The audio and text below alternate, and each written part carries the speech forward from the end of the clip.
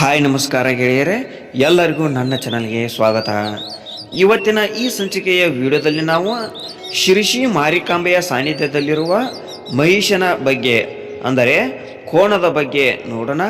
ಹಾಗೂ ಈ ಕೋಣದ ಹಿಂದೆ ಅಡಗಿರುವ ನಿಗೂಢವಾದ ರಹಸ್ಯ ಏನು ಅಂತ ನೋಡೋಣ. ಹಾಗೂ ಆ ಕೋಣದ ಹಿಂದೆ ಇರುವ ಪೌರಾಣಿಕ ದಂತಕಥೆ ಏನು ಅಂತ ಈ ವಿಡಿಯೋದಲ್ಲಿ ವಿವರವಾಗಿ ನೋಡೋಣ ಬನ್ನಿ.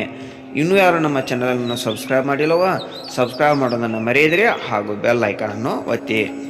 ಶಿರಸಿಯ ಮಾರಿಕಾಂಬಾ ದೇವಿಯ ಜಾತ್ರೆಯಲ್ಲಿ 15 ವರ್ಷ ವಯಸ್ಸಿನ ಮಾರಿ ಕೋಣ ಪ್ರಮುಖ ಪಾತ್ರದಲ್ಲಿದ್ದು, ಕೋಣ ದೇವಿಯ ಗಂಡನ ಪ್ರತಿರೂಪವಾಗಿ ಆರಾಧನೆಗೆ ಮಹತ್ವ ಪಡೆದಿದೆ.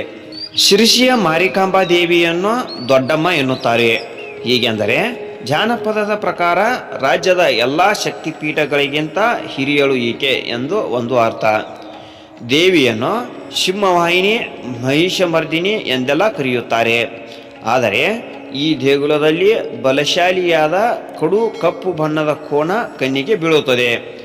ಜನ ಅದಕ್ಕೆ ಹುಲ್ಲು, ಹುರುಳಿ, ಬಾಳೆಹಣ್ಣು ಕೊಟ್ಟು ನಮಿಸುತ್ತಾರೆ. ಹಾಗಾದರೆ ಈ ಕೋಣದ ರಹಸ್ಯವೇನು ಗೊತ್ತೇ? ಇಲ್ಲಿದೆ ಮಾರಿ ಕೋಣದ ಸಂಪೂರ್ಣ ವಿಷಯ ನೋಡಿ. ಪ್ರಸ್ತುತ ಶಿರಸಿಯಲ್ಲಿರುವ ಮಾರಿ ಕೋಣಕ್ಕೆ 15 ವರ್ಷ ವಯಸ್ಸಾಗಿದೆ. 3 ಜಾತ್ರೆಗಳನ್ನು ಮುಗಿಸಿ 4ನೇ ಜಾತ್ರೆಗೆ ಸಿದ್ಧವಾಗಿರುವ ಈ ಕೋಣ ಸುಮಾರು 100 ರಿಂದ 150 kgವರೆಗೆ ತೂಕ ಹೊಂದಿದೆ. ಇದು ಇಲ್ಲಿಯ 3ನೇ ಕೋಣವಾಗಿದ್ದು, 25 ವರ್ಷ ಜೀವನ ನಡೆಸಿ ಅಸುನೀಗಿದ ಪಾಂಡ್ಯ ಎಂಬ ಜನಪ್ರಿಯ ಕೋಣದ ನಂತರ ಅದರ ಪಟ್ಟ ಅಲಂಕರಿಸಿದೆ. ಮಾರಿ ಪೂಜೆಗೆ ಬರುವವರು ಈ ಕೋಣಕ್ಕೂ ವಂದಿಸುತ್ತಾರೆ. ಹಾಗಾದರೆ ಆನೆ, ಕುದುರೆಗಳು ದೇಗುಲಗಳಲ್ಲಿ ಇರೋದು ಸಾಮಾನ್ಯ, ಇದ್ಯಾಕೆ ಕೋಣ ಕಟ್ಟಿದ್ದಾರೆ ಎಂದು ಯಾವಾಗಾದರೂ ಗೊಂದಲ ಕಾಡಿದೆಯಾ? ಹಾಗಿದ್ದರೆ ಇಲ್ಲಿದೆ ಅದಕ್ಕೆ ಉತ್ತರ. ಈ ಕೋಣವನ್ನು ದೇವಿಯ ಗಂಡನ ಪ್ರತಿರೂಪವೆಂದು ನಂಬಲಾಗುತ್ತದೆ. ಅರೆ, ಅದು ಹೇಗೆ ಸಾಧ್ಯ ಅಂತೀರಾ? ಇದು ಒಂದು ಜಾನಪದ ಕಥೆಯಾಗಿದೆ, ಕೇಳಿ.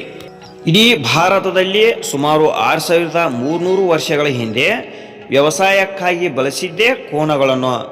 ಸಿಂಧೂ ನಾಗರಿಕತೆಯ ಕಾಲದಲ್ಲಿ ಇವುಗಳನ್ನು ಪಳಗಿಸುವ ದೃಶ್ಯಗಳು ಚಿತ್ರಿಸಲ್ಪಟ್ಟಿವೆ. ಹರಪ್ಪ ನಾಗರಿಕತೆಯ ದೇವರಾದ ಪಶುಪತಿಗೆ ಇರುವುದು ಕೋಣದ ಕೋಡುಗಳು. ಹಾಗೆಯೇ ಆ ದೇವರ ಪಕ್ಕದಲ್ಲೂ ಕೋಣದ ಮುಖ ನೀವು ನೋಡಬಹುದು. ಹಿಂದೆ ಗದ್ದೆಗಳಿಗೆ ಭೂಮಿಯ ಫಲವತ್ತತೆಯನ್ನು ಹೆಚ್ಚಿಸಲು ಕೋಣದ ಬಲಿ ಕೊಟ್ಟು ರಕ್ತ ಹಾಕುತ್ತಿದ್ದರು.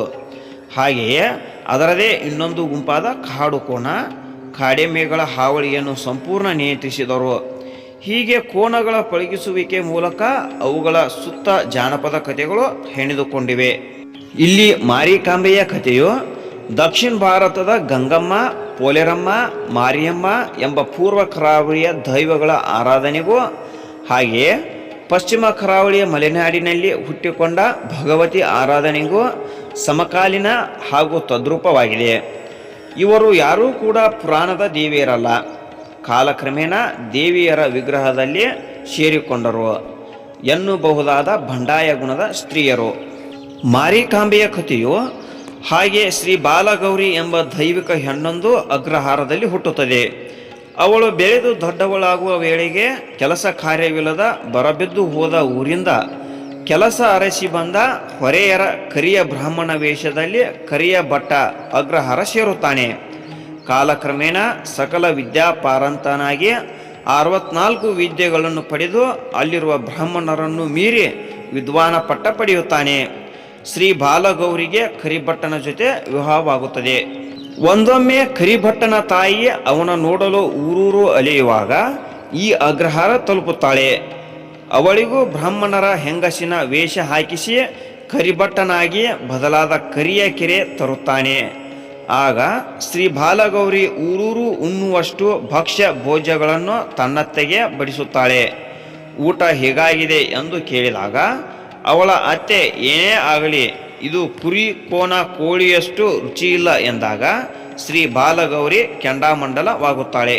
ತಾನು ಸುಟ್ಟು ಭಸ್ಮವಾಗಿ ತನ್ನ ಗಂಡ ಹಾಗೂ ಅತ್ತೆಗೆ ಶಾಪ ಕೊಡುತ್ತಾಳೆ. ನನಗೆ ಸುಳ್ಳು ಹೇಳಿ ಮೋಸ ಮಾಡಿ ಮದುವೆ ಆಗಿದ್ದಕ್ಕೆ ನೀನು ಕೋಣ ಆಗಿ ಹುಟ್ಟು ನಾನು ಮಾರಿಯಾಗಿ ಬಂದು ನಿನ್ನ ಬಲಿ ಪಡೆಯುತ್ತೇನೆ ಎನ್ನುವುದೇ ಆ ಶಾಪ. ಅದರಂತೆಯೇ ಶ್ರೀ ಬಾಲಗೌರಿಯ ಗಂಡ ಕೋನನಾಗಿ ಕೊನವೇಗೌಡನ ಮನೆಯಲ್ಲಿ ಹುಟ್ಟುತ್ತಾನೆ. ಬಾಲಗೌರಿಯು ಮಾರಿಯಾಗಿ ಆಗಾಗಲೇ ಶಕ್ತಿಯ ಸ್ಥಾನ ಪಡೆದಿರುತ್ತಾಳೆ. ಆಗ ಆಕೆ ಕೊನವೇಗೌಡನ ಮನೆಗೆ ಕೊರವಂಜಿಯಾಗಿ ಹೋಗಿ ಕೋನ ಬೇಡುತ್ತಾಳೆ. ಆತ ಕೊಡಲು ನಿರಾಕರಿಸುತ್ತಾನೆ. ಮಾರಿಯಾಗಿ ಗುಡುಗುತ್ತಾಳೆ. ಕೊನವೇಗೌಡ ಅವಳನ್ನು ಸುಡಲು ಹೇಳುತ್ತಾನೆ. ನೋಡುತ್ತಿದ್ದಂತೆ ಕೊನವೇಗೌಡನ ಸಂಪತ್ತು ಕರಗಿ ಹೋದರೂ ಆಕೆ ಸುಡೋದಿಲ್ಲ, ಮಾಯವಾಗುತ್ತಾಳೆ. ನಂತರ ಕೊನವೇಗೌಡನಿಗೆ ಭೀಕರ ಕಾಯಿಲೆ ಬೀಳುತ್ತದೆ. ಆಗ ಮಾರಿಯನ್ನು ನೆನೆಯುತ್ತಾನೆ ಕೊನವೇಗೌಡ. ಆಗ ಆಕೆ ಪಟ್ಟದ ಕೋಣವನ್ನು ಬಲಿ ಕೊಡಲು ಹೇಳುತ್ತಾಳೆ. ಹೀಗೆ ಗೌಡ ಸಾಕಿದ ಪಟ್ಟದ ಕೋಣವನ್ನು ಬಲಿ ಕೊಡುತ್ತಾನೆ. ಹೀಗೆ ಮಾರಿಕಾಂಬೆಯ ಆರಾಧನೆ ಶುರುವಾಗುತ್ತದೆ. ಸದಾ ಸಂಚಾರದಲ್ಲಿದ್ದ ಆ ಶಕ್ತಿ ತ್ರಿಭುವನ ಶಕ್ತಿ ಪೀಠದ ದುರ್ಗಾ ಸ್ವರೂಪದಲ್ಲಿ ಸೇರಿಕೊಂಡಿತು. ಹೀಗಾಗಿ ಅಷ್ಟಭುಜಿಯಾದ ದುರ್ಗಾ ಸ್ವರೂಪದಲ್ಲಿ ಮಾರಿಕಾಂಬೆಯ ಆರಾಧನೆ ಬಂತು. ಹೀಗಾಗಿ ಮಹಿಷ ಮರ್ದಿನಿಯ ಅಂತರ್ಯದಲ್ಲಿ ಸೇರಿಕೊಂಡ ಮಾರಿಕಾಂಬೆ ಅದೇ ರೂಪದಲ್ಲಿ ಪ್ರಪಂಚಾದ್ಯಂತ ಆರಾಧನೆ ಪಡೆಯುತ್ತಿದ್ದಾರೆ. ಆಕೆಯ ಗಂಡನ ಸ್ವರೂಪವಾದ ಕೋನ ಪ್ರತಿ ಜಾತ್ರೆಗೂ ಬಲಿಯಾಗುತ್ತದೆ. ಆದರೆ ಶಿರಸಿಯಲ್ಲಿ ಗಾಂಧಿ ತತ್ವದ ಪ್ರಭಾವದಿಂದ 1930ರಿಂದಲೇ ಕೋನ ಬಲಿ ನಿಷೇಧ ಮಾಡಲಾಗಿದೆ. ಹೀಗಾಗಿ ಇಲ್ಲಿ ಮಾತ್ರ ನೀವು ಇಷ್ಟು ದೀರ್ಘ ಕಾಲ ಬಾಳುವ ಕೋಣವನ್ನು ಕಾಣಬಹುದು. ಒಟ್ಟಿನಲ್ಲಿ ಮಾರಿ ಮತ್ತು ಕೋಣದ ಕತೆ ಕೃಷಿ, ಜಾನಪದ, ಪುರಾಣ ಪ್ರಪಂಚದಲ್ಲಿ ವಿಕಸನ ಹೊಂದಿ ವಿಶ್ವದ ಪ್ರಮುಖ ಆರಾಧನಾ ಪಂಥವಾಗಿ ಮಾನ್ಯತೆ ಗಳಿಸಿಕೊಂಡಿದೆ ಎಂದರೆ ತಪ್ಪಲ್ಲ. ಗೆಳೆಯರೇ, ನಿಮಗೆ ಏನಾದರೂ ಈ ವಿಡಿಯೋ ಇಷ್ಟವಾಗಿದ್ದರೆ ಲೈಕ್ ಮಾಡಿ ಹಾಗೂ ಇತರರಿಗೂ ಶೇರ್ ಮಾಡಿ. ಇನ್ನೂ ಇಂತಹ ಉಪಯುಕ್ತ ವಿಡಿಯೋಗಳಿಗಾಗಿ ನಮ್ಮ ಚಾನಲನ್ನು ಸಬ್ಸ್ಕ್ರೈಬ್ ಮಾಡಿ ಹಾಗೂ ಬೆಲ್ ಐಕಾನನ್ನು ಒತ್ತಿ. ಈ ವಿಡಿಯೋದಲ್ಲಿ ಏನಾದರೂ ತಪ್ಪಾಗಿದ್ದರೆ ಕಮೆಂಟ್ ಮಾಡಿ. ಎಲ್ಲರಿಗೂ ಧನ್ಯವಾದಗಳು.